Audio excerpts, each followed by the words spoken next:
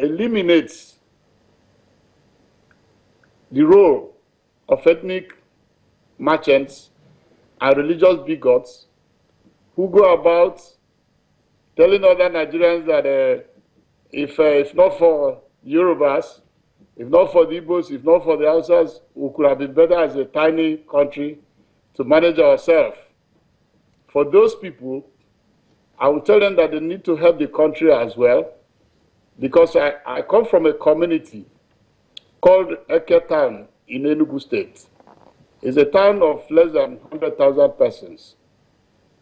95% of the citizens, the indigenous there, are of the Catholic Church, and they belong to the Sobwa cultural group. But in the past 20 years, when the last of our chiefs, because we had the first paramount ruler in sometimes around 1898, and the son took over from him, and the son died in 1998. Since then, the villages that are on record to be of the same parentage, the village I came from is the senior to the other village in ascendant of the 5 villages. They are of the same mother. But today they are divided on who becomes the chief of the town. And I now ask them, this is a town of less than 100,000 persons, a town of the same parentage, a town of the dominant Catholic Church, and there is bickering, more intense and more fierce than in Nigerian state. So when you now tell me that if the Igbos do not pull off, that we cannot do well in Nigeria, I will tell you it's a lie. So the structures have to come, as Mr. President said in his address, from attitudes. Because if we don't have good attitude that we can all collectively advance the cause of the country and make for better living conditions, and even to return to the basics. What are those things that gives the hope to the youths? Why is it possible that in the First Bank of Nigeria, in the board of directors, that nobody talks of ethnicity, nobody talks of tribe? In the boards of Total Nigerian Limited, the one of ExxonMobil, the one of the smallest company that travel in Nigeria, Dangote Group, his directors are not only the Hausa people, and there's no quarrel about tribe, there's no quarrel about religion. I think those are the issues we should address. But whether Nigeria succeeded, it is a big success as a country. Our 55, it pained me when the Secretary to Government, David Lawa, put out a statement that we're going to do a low-key celebration. I said, why? Why are we doing a low-key? Why did we deny those kids that march on the parade ground on the day of independence that we're not doing well? Why are we telling them that we're not doing well? For God's sake, we're doing well. The defects, like every human society, had to be on a gradual and incremental level. Today, the anti-corruption is back on the stream. The man who started the war against indiscipline is now in charge of the country. Those issues he fought for before he was overthrown in 1984 are back on the stand. He's now trying to return the Nigerian people to their own government, to the Nigerian people. And that was essentially why he was overthrown. He refused to devalue the Naira. He refused to privatize this, privatize that. He refused to adopt the structural adjustment program that is more or less anti-people who are back now. And it requires the Nigerian collective to join him as he pleaded in that address. I remember him saying that there are smaller countries than Nigeria that have done so well because of their coherence. So we must address the issue of what is making us not to be coherent. What is making us not to be united? Is it possible that somebody opens a radio somewhere and he starts telling you that if our tribe is not one country, we cannot advance? While in his own village, there is a conflict, because conflict is endemic in human nature. So the structures are going to be built.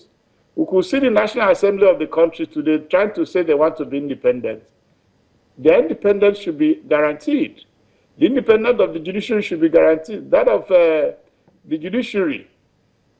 If we do that, well now, as the lady that said, there's the Freedom of Information Act, in which we can use to unravel all the ills because we cannot use the facts of the Nigerian states to categorize the Nigerian state is sliding towards a failed state. Mr. Okechukwu, if I may come in here. Please. With all that you've put forward, you talked about the person of the president, you talked about his speech, you gave an example of your village and what's going on there, even though it's a small community, and why it is that it's divided. But when Semba spoke, she said something that is significant. Besides the Freedom of Information law that you brought up, she said to me about the institutions, building the institutions. And so a lot of people have said we cannot build institutions based on corrupt personalities. The president is one man. Semba talked about his integrity, which he has brought on board. How do we build the institutions? We're not looking forward. We're not going back now. How do we build the institutions that we require to get us to where we're going? I started by saying that the day we are convinced that the ethnic merchants, those who benefit from promoting tribes, those who benefit from promoting religion, because a lot of times those institutions cannot have a good grounding.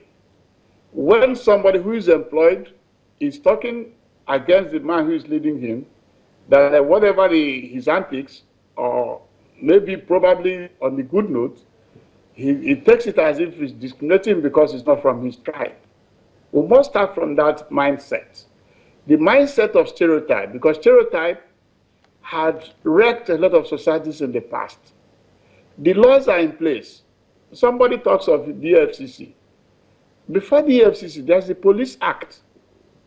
There's no law or any section or chapter in the EFCC Act that is not embedded in the Nigerian Police Act.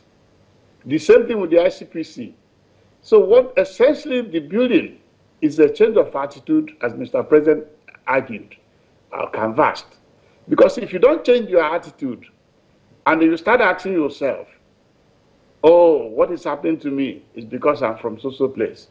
Or if you are given in charge of a ministry tomorrow and you start only to favor those who are from your tribe, there's no amount of institution that we can build that will be stronger than such a pedestrian.